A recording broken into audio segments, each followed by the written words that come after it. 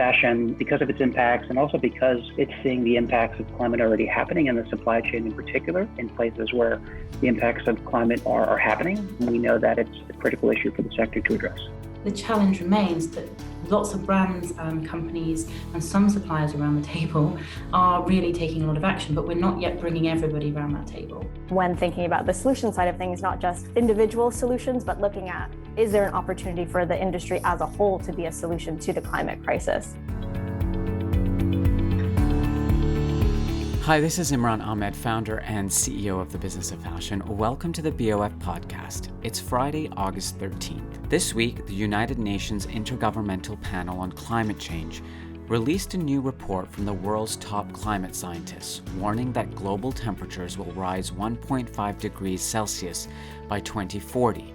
And underscoring that human influence is unequivocally responsible for global warming since the late 19th century. The fashion industry's greenhouse gas emissions are estimated to be between 4 and 10% of the global total. On this week's BOF podcast, Deputy Editor Brian Baskin is joined by Michael Sadowski, a sustainability advisor and former Vice President of Sustainability at Nike, Layla Petri, Chief Executive of Sustainability Consultancy 2050, and Hannah Pang, Head of Marketing and Advocacy at sustainability consultancy Futera, to unpack fashion's role in slowing global warming. Here's Michael Sadowski, Layla Petri, and Hannah Pang, Inside Fashion.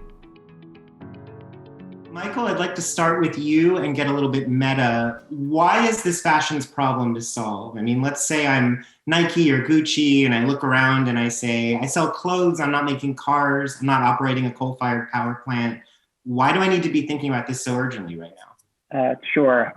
Thank you, Brian. So I think it's important to note that it's humanity's problem to solve, and fashion is one sector that needs to decarbonize. So regardless of what sector you find yourself in, we know that we have to reduce emissions very significantly between now and 2030 and then on the way to 2050. And so roughly reducing emissions by half by 2030 and then to net zero by 2050. There are a number of estimates of fashion's greenhouse gas footprints. We can talk about this in a bit more detail. The data is not ideal, but we do know that fashion does have a significant carbon footprint. And as with other sectors, it must reduce that. And so, we know the effects and we know the predictions of where we're going if we keep on this business as usual trajectory. And so fashion, because of its impacts and also because it's seeing the impacts of climate already happening in the supply chain in particular, in places where the impacts of climate are happening. We know that it's a critical issue for the sector to address.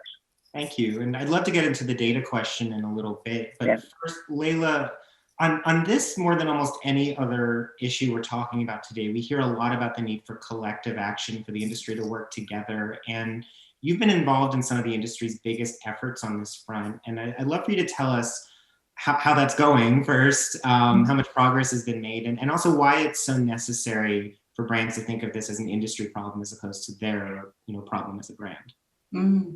I mean, I think fundamentally, this is a problem which no individual company can solve on its own. We have all sorts of really intractable issues around infrastructure, around incentives, around policy, and no one actor can really operate within that system without being affected by it. So all these brands have supply chain Scope 3 targets that are also dependent on other actors. And really what we've realized is that, everybody in this sector is codependent on each other and other actors like policymakers and suppliers to succeed. So I think that's really spurred a lot of the collaboration that we see. So for example, the Fashion Charter, the Fashion Pact, now TE and SAC have targets around climate as well that are shared. But I think the challenge remains that lots of brands and companies and some suppliers around the table are really taking a lot of action, but we're not yet bringing everybody around that table. We're not yet properly facilitating those discussions with policymakers, although efforts are definitely underway. We've not yet fully balanced out the engagement with brands versus, let's say, supply chain actors, raw materials producers, those who are further down the value chain. And although there is some engagement with financial institutions, I think in particular there, we can do more, because unless we unlock financial flows to address the challenging issues about investment in parts of the value chain, we're really not going to succeed in the kind of transformation that's needed to become 1.5 degree aligned. So yeah, I think there's been huge progress, and it's extremely encouraging to see all these companies come together and these collective programs exist. But I think the next stage is very much about really expanding that influence beyond those we're comfortable with, and really reaching out beyond into the value chain and with all these other kinds of actors. And then Hannah, you're the one advising companies about how to talk about this very complicated topic to consumers. Do you think the industry is succeeding at getting its customers to care about emissions, and what could it be doing better? Definitely. I think we've made a lot of progress in this space. We know that there's increasing consumer demand for this type of information. And I think if we think about what we need to do moving forward, and something that came up a lot in the index is the gap between where we're going and what we're doing to get there. So we sometimes talk about it as we no longer have a problem knowledge gap, but we have a solutions knowledge gap.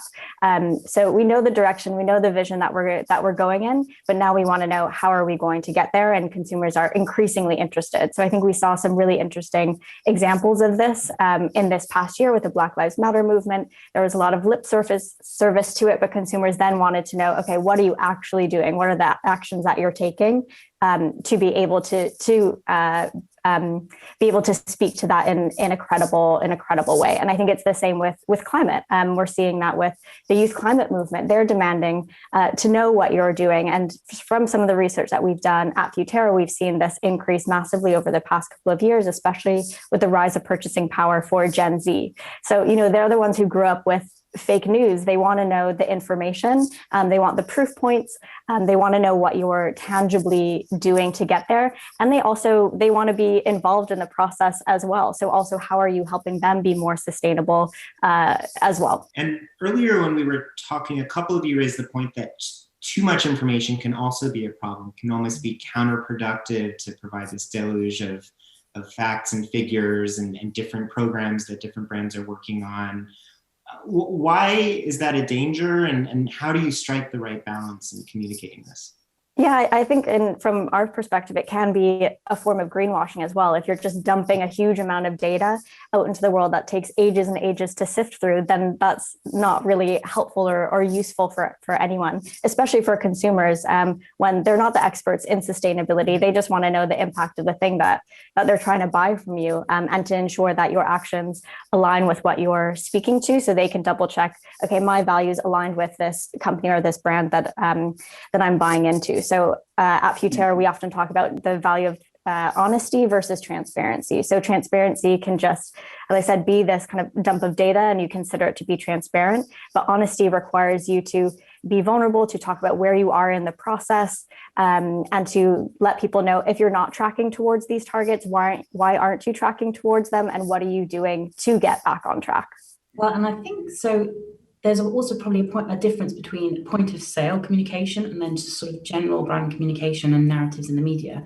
Because I do see, on the other hand, a somewhat dumbing down of the messages that people want to tell about sustainability challenges, because they want a nice, shiny answer that's going to make people feel good. And of course, we want to be positive, but sometimes reality is quite complex and nuanced.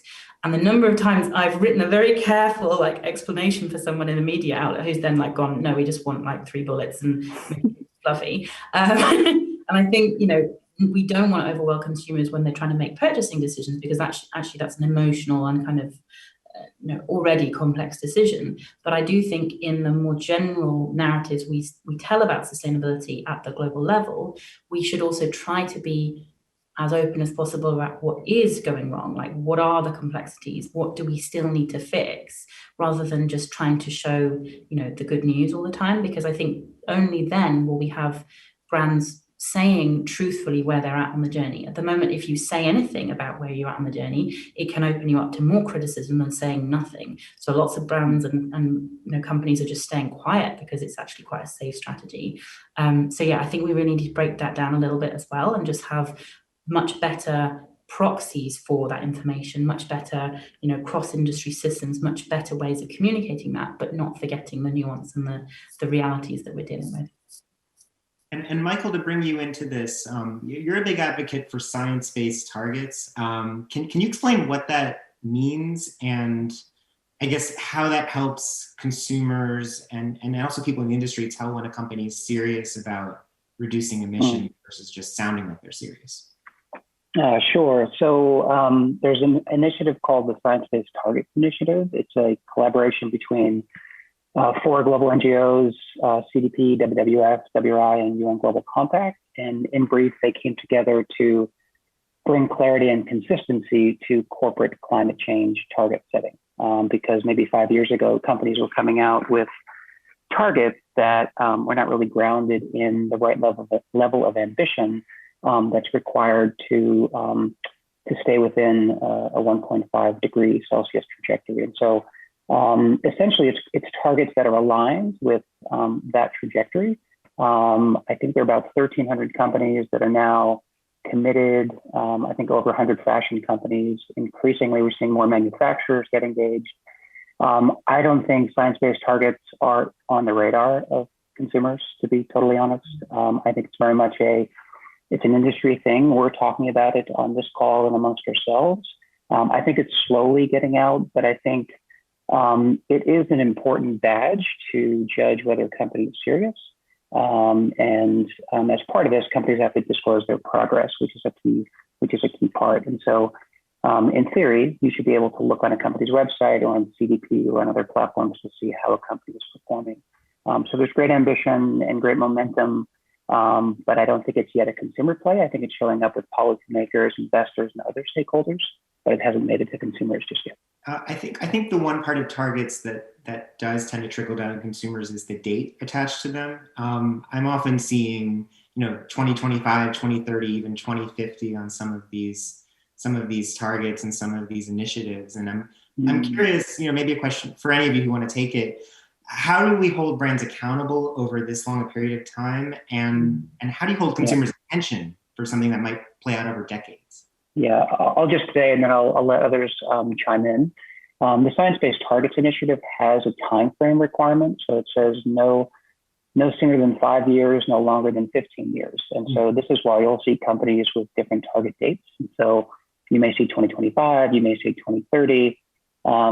There's some flexibility built in because companies have different levels of appetite in terms of how far out they want to go with targets. 15 years, I think you could argue, is probably too far out for most companies. I mean, management teams are changing probably every 2 to 3 years. And so I think that's the Science-Based Targets Initiative. The annual reporting requirement, I think, is really key here. So that as a stakeholder, you can look at how is Kering, Nike, Puma, Audi doing in terms of their targets. Brian, I don't think consumers are seeing the date, in my opinion. I'm curious to see how others feel about that. I think we're looking at that for sure. And I think investors are questioning, how are you doing? But I'm not yet seeing that trickle down to consumers. But Leila, Anna, I'd welcome your thoughts on that as well. I mean, I think from my side, having something like a net zero by 2050 target is a good signaler that you're taking these ambitions seriously, that you see the big picture, that your company is thinking long term. And I think companies are prone to not thinking long term. So in a way, that's quite positive. But on the other hand, I mean, as Michael already touched on, the reality is it's almost meaningless to companies to think more than a few years out. So I think there's this sort of balance between having more like tactical targets for the interim and then having these long-term goals. But I think actually what we also need to consider is that the industry itself all needs to pivot to net zero by 2050. And so actually a more meaningful transition in goal setting and accountability that's going to need to happen is to say, how does the whole industry transform and what does that mean for any individual actor within it, which is to a certain extent what the Science-Based Targets Initiative does. But I think we also are now struggling with questions about SMEs and their responsibilities, about how to allocate the reductions needed across different kinds of actors within the sector.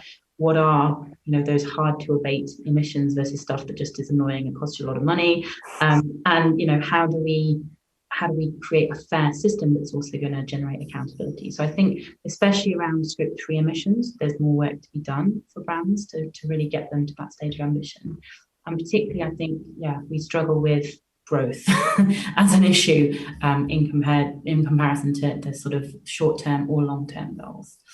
So I think that's definitely something that we'll need to crack as well. How do you reduce your emissions while still continuing to generate business growth? And I can jump in from adding consumer kind of into that perspective. And I think that kind of goes back to what we were discussing before of that's part of the value of speaking about where are you today? So what's happening in the present moment? So I totally agree with your point of these big targets being a great signal that you are moving in the right direction as a company and that you're committed to it, that it is a long-term plan. It's not just a bandwagon that you're jumping onto. But for what you're doing today, that's the thing that is going to be more interesting to your consumer. So what are the actions that you're taking that will help you reach those long-term goals? And as I mentioned, it's both about, the tangible actions that you are doing today. It's if you're not on track to be able to reach those targets, why is that the case? And what are you doing to get back on track? And what we found is that actually builds trust. So it's not to say that, you have to be presenting 100% on track or 100% perfect. That's not what consumers are really looking for. They're looking for honesty about where you are. And if you do mess up and you're not quite on track, why is that the case, and what are you doing to get back onto it? I think as well, just to build on one of my previous points, the other thing that consumers are interested in is how are you helping them be more sustainable? How are you helping them be more climate friendly? So what are the touch points that you have with your consumer that allows them to see how you're bringing your climate action to life, whether that is in store or through how the clothes are made? So how are you communicating that on your hand tags or at your point of sale? So I think we need to think very broadly about our climate communications. And it's, of course, both industry facing and it's the science-based targets and it's the policy and regulation and it's multi-stakeholder initiatives. And it's also how do we bring our consumers along with us as well? They're the ones who are driving demand, which can help push action further. But they want to be involved, and we need to give them the opportunity to do so. And being transparent and honest in our communications to them will be key in making that happen. Let's talk about solutions now. Can each of you give me one or two things that look especially promising to you, and just sort of a lightning round? Why don't we start with Michael? I would say that if you look at the fashion value chain, probably about half of total emissions sit within tier 2. So knitting, weaving, dyeing, finishing. And so really, we have to decarbonize that piece of the value chain, and that requires renewable electricity, which is the energy source for knitting and weaving, and then it's going to require a wholesale shift out of coal to generate heat for coloration. And so that part is a big unknown for me. So it's not a solution, but I think there are companies working on different technologies in that space. There's not nearly enough investment. There's not nearly enough work happening in that space to get out of coal within the time frame that we need. But there's, we have the technology on the renewable electricity side to solve that portion of tier 2. I think the challenge there is more on the policy side and on the investment side. But for me, the focus really needs to be on that tier 2 piece. And by the way, I'm not saying that it's those companies, it's really the brands that need to support the fabric that they're buying from tier 2. And I would kind of build on that, Michael, because I think I still remain optimistic about the potential for unlocking financial flows for especially renewable energy and energy efficiency, because we know that there's in many places a pretty decent payback or risk reduction or kind of commercial benefits from taking those actions. But actually the barriers are more like comfort with that type of change, financial flows and the barriers to lending or kind of operating models that make financial sense. And sort of credit issues, like there's all a kind of thorny challenge around how do you get the financial flows to those SME actors who need it. But I really see that, development organizations are really ramping up in this space. We start to see like blended finance solutions. We start to see innovation around how to activate that work. But I think the key now will be to actually work with the industry bodies in each geography, with policymakers and definitely with those big financial institutions to try and create mechanisms that will unlock that. The other one I think is very early days, but could be amazing, is regenerative agriculture. Because I think, although we don't really see scale at all yet around certain, agricultural crops or other sort of animal-based products, the potential is there to not only reduce climate impacts, but actually, have a net benefit or a restorative impact. So I think if we can get the mechanisms for that right, if we can get it credit for those impacts right, and if we can get the investment flows again right, I think that has huge potential to transform the impacts of the sector. Are you encouraged by all the talk lately about green bonds and these oversubscribed bond issues and ESG investing in general? I mean, does that mean there's actual momentum on that front? I mean, green bonds, I think, can be part of the picture, right? I think especially at brand level, they seem like a pretty attractive investment opportunity. And brands are using those to unlock the kind of impact that they need to drive. But I don't see a huge amount of trickle down yet from that to where the need is actually greatest. And I think if you were to generate green bonds at like a municipal level or a country level in production countries, like that might be more meaningful, but they lack the capacity to really put those packages together a lot of times, or at least are not incentivized to do so. So I think those kind of vehicles can be extremely exciting, but I think as yet the people who are using them are those who already have high competency and high financial flows and are already doing quite well. So yeah, I think it's really about using them in the places that need them most now. And Hannah, what are you seeing on the solutions front?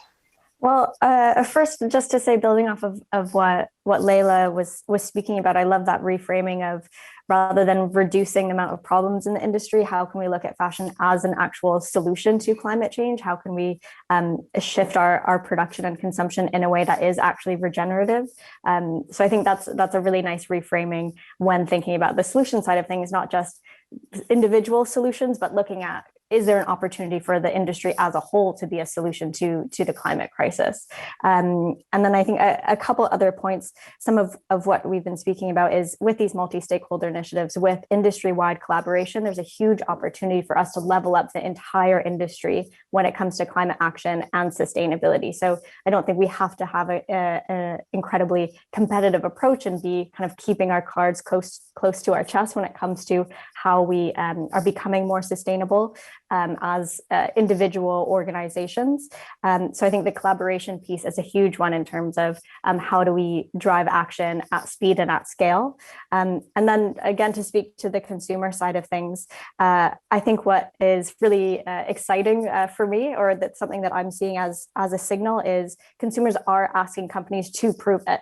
So they're asking for the proof points. They're asking to know the details behind what you're paying lip service to. What are you saying in your marketing and communications, and then how are you backing that up both within your corporate side of things, but as well as with your suppliers and how you actually make your products. And then finally, I think one of the most exciting signals for me from a nerdy perspective is I did not think I would see the day where we would have so many kind of carbon footprints on product labels. And that's just has been increasing a lot recently. So, and I think that's an incredibly interesting signal that shows that consumers are actually interested in the impact of the things that they are buying. So that's kind of an interesting one for me as a big signal. I'd like to turn to an audience question now.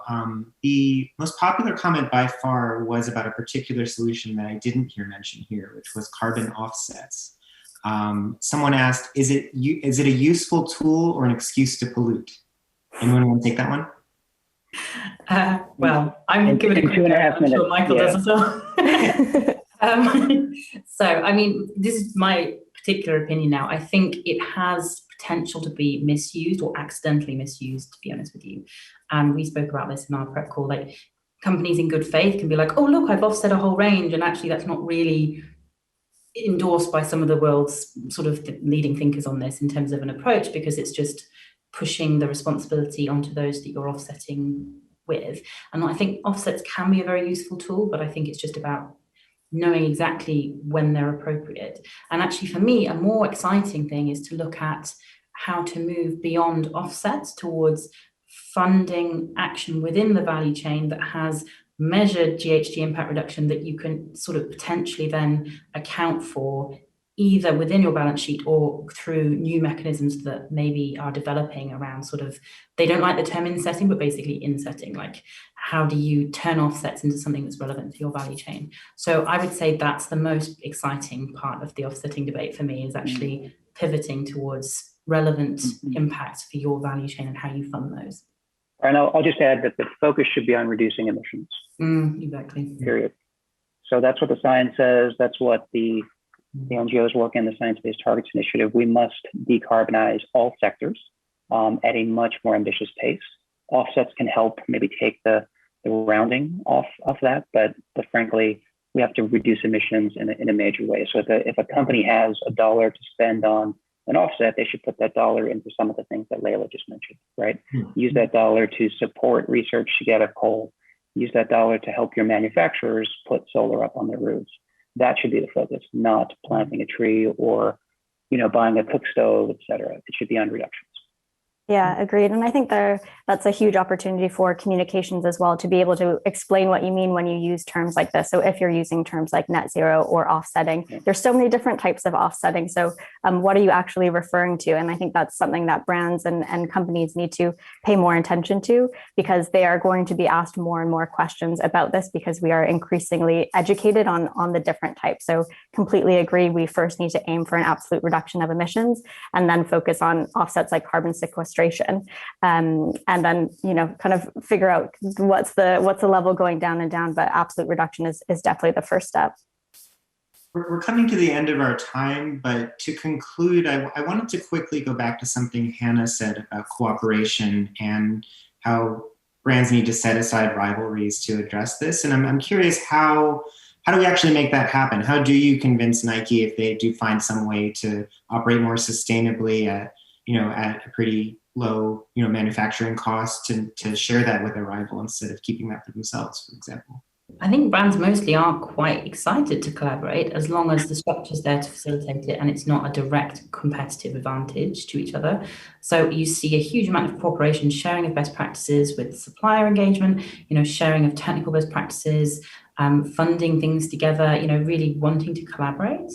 I think the only place where I feel attention is sometimes around external messaging, or around things that are about opening up new market opportunities. So where you see people being quite competitive is new sale platforms, new mechanisms for getting income as a brand. That's when it starts to break down. But I think up until that point, actually, it's more just about creating the places where they can collaborate. And also doing it at pace, because that's the other thing I see, is that they just get bored of waiting and go off and do it on their own. But if we could do it quickly together, I think that would still be the preference. Yeah, Brian, I would say, just to echo Leila's point, cooperation is happening. And I think this industry is probably more collaborative than most industries. But I think this collaboration is effectively a substitute for the government stepping in and pushing the industry to move faster. And so we should applaud brands and manufacturers for collaborating. And yet, to be honest, I don't think we're going to see the pace that we need without, the proper regulation that actually requires manufacturers, and then that actually forces brands to step up and actually co-invest in these solutions. And so, hooray for collaboration. And, I think we're in trouble without regulation, because cooperation is not going to pull us through. Consumers are absolutely not going to pull us through on this. We need proper government oversight to make this all work. And on that note, I think we'll wrap things up. Thank you very much to all of our panelists for a great discussion. If you enjoyed this episode, don't forget to subscribe to the BOF podcast for our look inside fashion and how it connects to currents in the wider world. If you're not yet a BOF professional member, join today with our 30-day risk-free trial and benefit from exclusive access to agenda-setting analysis you won't find anywhere else. The BOF podcast is edited and produced by Emma Clark, Kate Vartan, and Kevin Bobby Blanco in the BOF studio team.